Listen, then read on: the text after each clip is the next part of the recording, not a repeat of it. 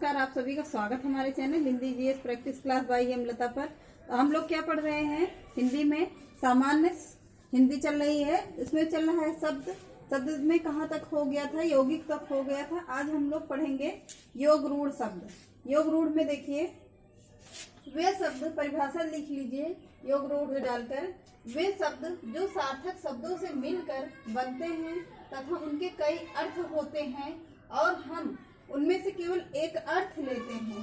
मतलब हम उनमें से केवल एक अर्थ लेंगे तथा अन्य को छोड़ देते हैं, तो उन्हें क्या कहते हैं? उन्हें योग रूढ़ कहा जाता है। योग रूढ़ शब्द कहेंगे। जैसे क्या हो गया? जैसे जलद देख लीजिए, जल, जलज, इसमें किसे क्या ले रहे हैं? इसमें से जल का अर्थ क्या होता है? जल हो जाता है। और इस जल का क्या अर्थ हो जाएगा? अर्थात जन्म लेने वाला हो जाता है। जन्म लेने वाला, जल में जन्म लेने वाला क्या? जलज हो जाएगा। जब कोई वर्ण पूरे शब्द का नेतृत्व करता है तो वह शब्द कहलाता है। इसमें पॉइंट करके लिख लीजिए जा में। जब कोई वर्ण पूरे शब्द का नेतृत्व करता है तो वह क्या कहलाएगा? वह शब्द कहलाएगा। जैसे पानी में जन्म लेने वाला क्या होता है? पानी में कौन कौन जन्म लेता है?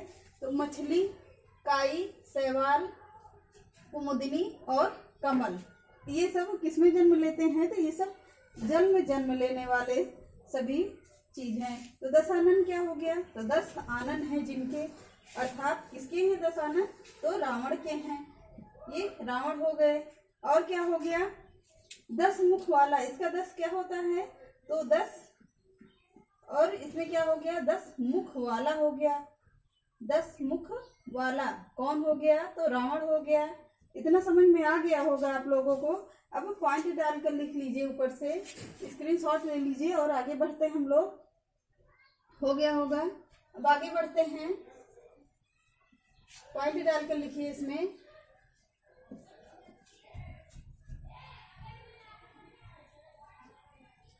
इतना अभी नहीं लिख पाए होंगे तो लिख लीजिए आप लोग। इसमें लिखिए पॉइंट डालकर, रावण 10 लोगों के बराबर आवाज अकेले करता था। समझिए आप लोग, रावण, इसलिए उसे क्या कहा गया? रावण कहा गया। रावण 10 लोगों के बराबर, लोगों के बराबर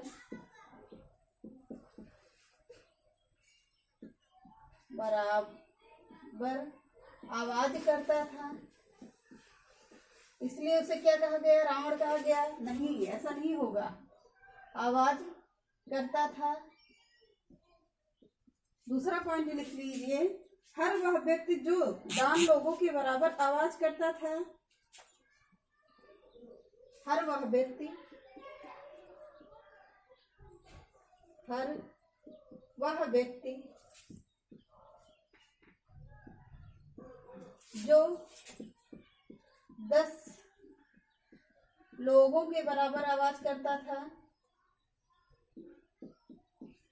10 लोगों के व्यक्ति नहीं होगा। 10 लोगों के बराबर आवाज करता था।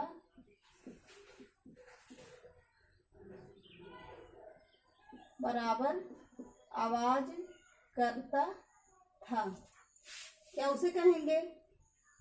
रावण। समझते रहिएगा आप लोग। क्या हो जाएगा? तो हर कोई व्यक्ति, वह जो 10 लोगों के बराबर आवाज करता था, उसे क्या कहते थे? रावण कहेगा। कि मतलब अर्थात हमारे अंदर 10 लोगों के बराबर सभी कोई आवाज कर लेता था और वह रावण, इसलिए उसको कहा गया 10 आनंद है इसके, क्योंकि वो राक्षस था, उसके 10 मुखाएं थी, 10 भुजाएं थी, इसलिए उसे रावण कहा गया, 10 मुख वाला कहा गया।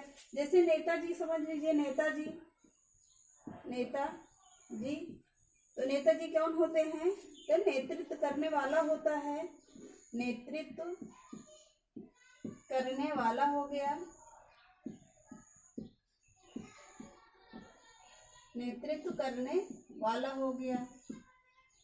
और आगे लिख लीजिए, इसमें एक पॉइंट लिख लीजिए, वेरी इंपॉर्टेंट है।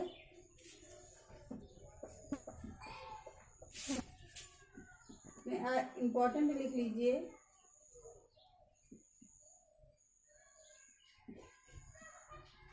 नोट करके क्या लिखेंगे? जल के किसी भी पर्यायवाची के अंत में, जल के किसी भी पर्यायवाची के अंत में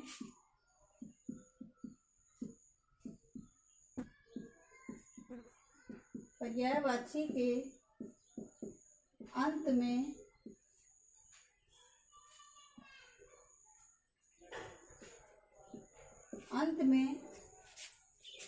यदि ज द धी ये लगा हो तो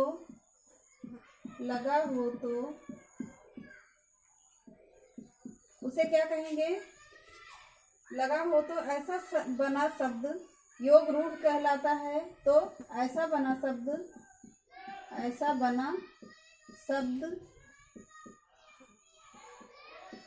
क्या कहलाएगा? योग रूढ़ कहलाएगा।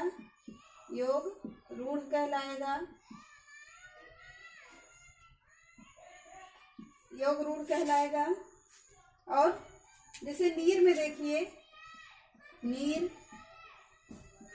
में देखिए नाक से क्या क्या निकल रहा है? इसमें से नीरद निकल रहा है, नीरद, और नीरज निकल रहा है, नीरज, और क्या निकल रहा है? इसमें नीरद। ये सब किसके हैं?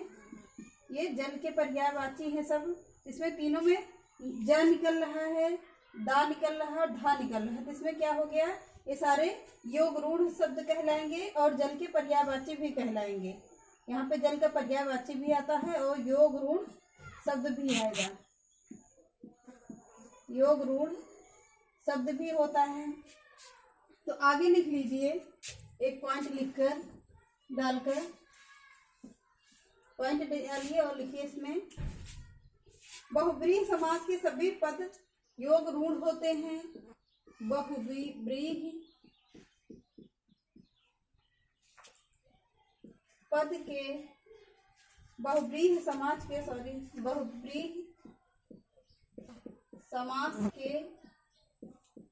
सभी पद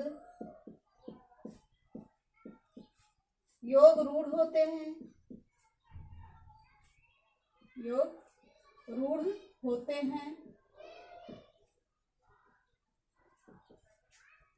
क्या होते हैं? एक मिनट।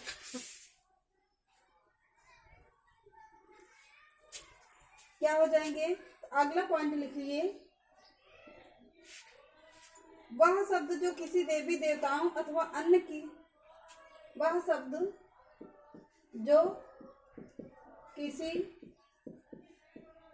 देवी